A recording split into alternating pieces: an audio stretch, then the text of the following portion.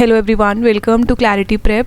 I hope you people are doing good. So in today's video I will be discussing a very important topic for your UPSC CAPF 2025, that is how to approach a current affair. Many students misunderstand this subject और बहुत सारी mistakes कर लेते हैं वो. We will address those mistakes and if you haven't joined the Telegram channel please join कर लो, because वहाँ पे हम बहुत सारी चीज़ें करते रहते हैं, जैसे हमारे डेली MCQs हो गए एंड जो रिसोर्सेज होती हैं वो सारी मैं वहीं पे अपलोड करती हूँ. So make sure you have join the Telegram channel, the link is in the description box. So first of all, why current affairs are important in CAPF. So हम करंट अफेयर देखते हैं कि इनकी current affair की weightage हर exam में जो है वो बढ़ती जा रही है.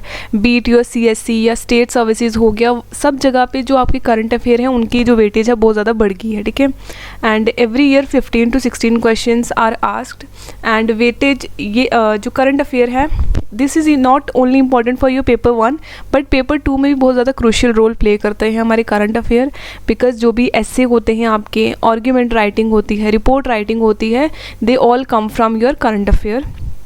सो करंट अफेयर की एक डेप्थ नॉलेज होना बहुत ज़रूरी है. जो भी चीज़ें हमारे नेशन में हो रही हैं, इंटरनेशनल लेवल पे हो रही हैं, या कोई इन्वामेंटल चेंज हो रही है चीज़, तो ये सब चीज़ें बहुत ज़्यादा इंपॉर्टेंट हो जाती हैं आपके पेपर 1 एंड पेपर 2 के लिए.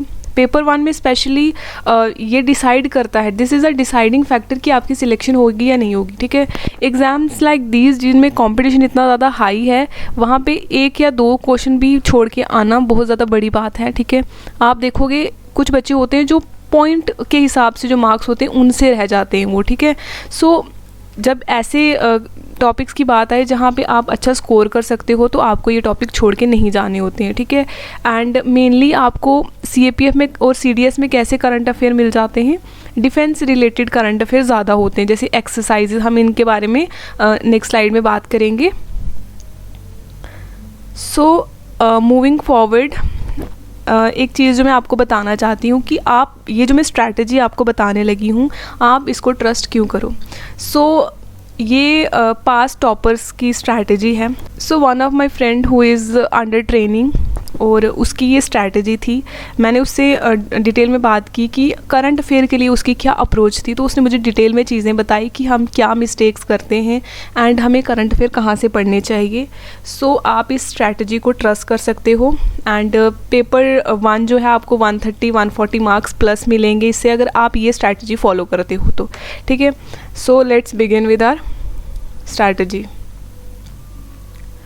सो सबसे पहले बात की जाए लेवल क्या है क्वेश्चंस का, तो इजी टू मॉडरेट क्वेश्चन आते हैं. जैसे आपके UPSC में मिक्स्ड से क्वेश्चन आते हैं ना कि स्टेटमेंट्स आ जाएंगी, फिर आपको बताना है only 1 is correct, only 2 is correct. तो UPSC CSC की तो अलग ही गेम हो जाती है. ठीक है, बट CAPF की बात की जाए तो ईजी टू मॉडरेट जो क्वेश्चन है वो पूछे जाते हैं. सो फोकस क्या होता है क्वेश्चन का, सो मिलिट्री एक्सरसाइजेज, मिलिट्री की जो भी चीज़ें होती हैं, जैसे अगर कोई शिप, अगर सबमरीन या शिप कोई भी चीज़ अगर इंडक्ट की गई है हमारे Indian navy, Indian air force, Indian army में, तो वो सब चीज़ें आपको पूछी जाती हैं. कोई एंटी टैंक गाइडेड मिसाइल आ गई है, ठीक है, तो इन सब चीज़ों के बारे में आपको क्वेश्चन जो है पूछे जाते हैं. And keeping the operation Sindoor in mind, आपको पता है कि बहुत सारी चीज़ें जो हमने इस ऑपरेशन में यूज़ की. ठीक है, ऑपरेशन सिंदूर में हमने डिफेंस के रिलेटेड बहुत सारे नए नए जो वेपन्स थे वो यूज़ किए, तो आपको ये क्वेश्चन पूछने के चांसेस बहुत ज़्यादा हो जाते हैं. डिफेंस ऑर्गेनाइजेशंस के ऊपर आपको क्वेश्चन पूछ लिए जाते हैं. देन आपके जो भी नेशनल इंटरनेशनल समिट्स होते हैं, जैसे G7, G20, इस तरह के समिट्स जो होते हैं ये बहुत इंपॉर्टेंट हो जाते हैं. You will get 1 question from this topic only. Okay, and awards, जैसे अभी इंटरनेशनल बुकर प्राइज़ मिला है, ठीक है, हार्ट लैम्प बुक को मिला है. सो ये वाली चीज़ें बहुत ज़्यादा इंपॉर्टेंट हो जाती हैं. एंड रैंक्स पूछ लिए जाते हैं कि इंडिया का बताओ, इंडियन पासपोर्ट इंडेक्स में जो इंटरनेशनल पासपोर्ट इंडेक्स है उसमें कितना रैंक आया, एंड हंगर इंडेक्स कितना है, ठीक है, हैप्पीनेस इंडेक्स, ये वाले क्वेश्चन भी पूछ लिए जाते हैं. और कुछ रिपोर्ट्स होगी, ठीक है, जैसे हमारी इंडियन सर्वे, इकोनॉमिक सर्वे के ऊपर जो रिपोर्ट्स होती हैं कुछ, वो भी पूछ ली जाती हैं. ठीक है, so what are the common mistakes जो एस्पिरेंट्स कर लेते हैं, ठीक है। वो कुछ बच्चे क्या करते हैं, CAPF की प्रिपरेशन और CSC की जो प्रिपरेशन होती है करंट अफेयर की, उनको क्या कर देते हैं, मिक्स कर देते हैं, ठीक है। एंड जो मंथली बल्कि बुक्स आती हैं, बहुत सारी मैगजीन्स आती हैं, वो उनको पढ़ने लग पड़ते हैं और स्टैटिक पे उनकी कमांड नहीं होती है, ठीक है। वो क्या करते हैं, सोचते हैं कि डायरेक्ट हम क्या करते हैं, करंट अफेयर पढ़ते हैं अलग अलग टॉपिक्स के, तो हमारे लिए क्या हो जाएगा, इजी हो जाएगा। But trust me guys, this is the worst way to approach your exam. क्योंकि अगर आप देखो तो 80 to 90% जो आपका पेपर है अभी भी स्टैटिक पोर्शन ही पूछा जाता है उसमें, ठीक है। स्टैटिक किसी भी पेपर का क्या है, बेस है, ठीक है। This is the base of any exam. आप कोई भी एग्ज़ाम दे लो, UPSC का हो या स्टेट का हो या SSC का हो, स्टैटिक जो है वो अभी भी क्या है, उसकी वेटेज जो है वो सबसे ज़्यादा है। सो हम ये कॉमन मिस्टेक कर लेते हैं कि बल्कि जो मंथली मैगज़ीन बुक्स होती हैं उनको लेके बैठे रहते हैं 3-3 4-4 घंटे दिन के, तो ना ही हम स्टैटिक की तरफ अच्छा कर पाते हैं, ना ही हम क्या करते हैं, करंट अफेयर अच्छे कर पाते हैं। तो CAPF में इतना हासिल करने की ज़रूरत नहीं है आपको करंट अफेयर के लिए, क्योंकि जो करंट अफेयर CAPF में पूछे जाते हैं दे आर वेरी सिंपल, बहुत डायरेक्ट क्वेश्चन होते हैं, ऐसे स्टेटमेंट गोल मोल सी स्टेटमेंट नहीं पूछी जाती, और मेनली क्या है, डिफेंस ओरिएंटेड होते हैं आपकी, ठीक है। सो ये कॉमन मिस्टेक्स हैं जो आपको नहीं करनी है। अगर आप ये सब चीज़ें कर रहे हो तो अभी रुक जाओ, अभी आपके लिए सरप्राइज़ है इस वीडियो के एंड में। सो लास्ट तक वीडियो को ज़रूर देखना।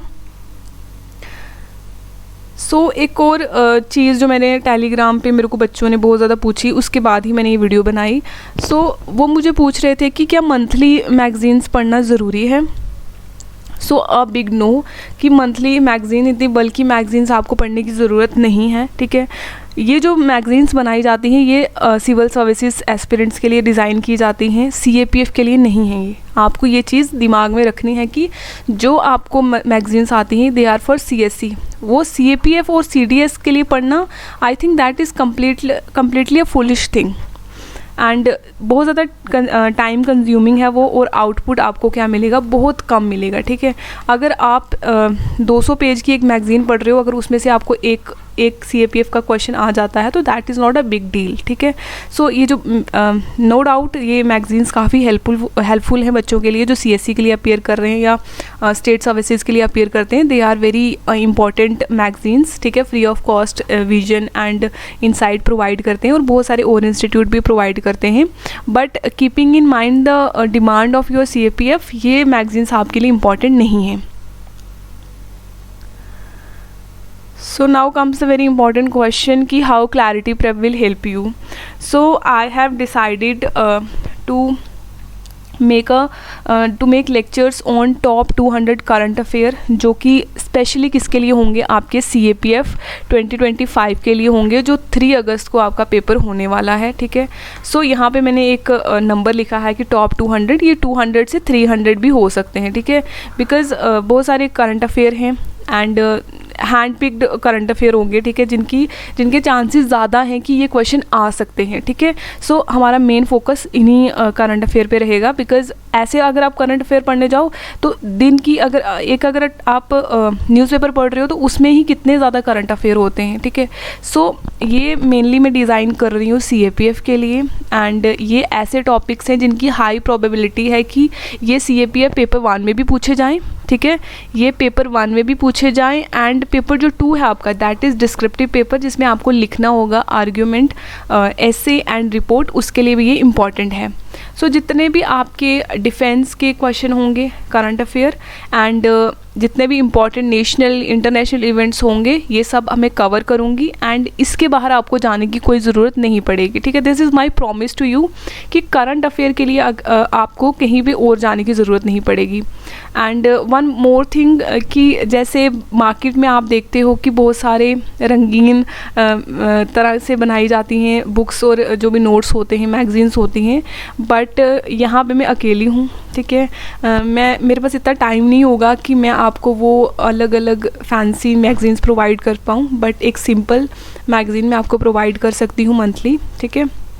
मंथली नहीं, सॉरी, ये टॉप 200 करंट अफेयर की, तो you can expect that from me, okay. I can't provide you fancy magazines जिनमें ये करंट अफेयर कवर होंगे, बट सिंपल मैगज़ीन मैं आपको प्रोवाइड कर दूँगी जिसमें सिर्फ जो आपके लिए इम्पॉर्टेंट चीज़ें हैं वही लिखी होंगी, ओके।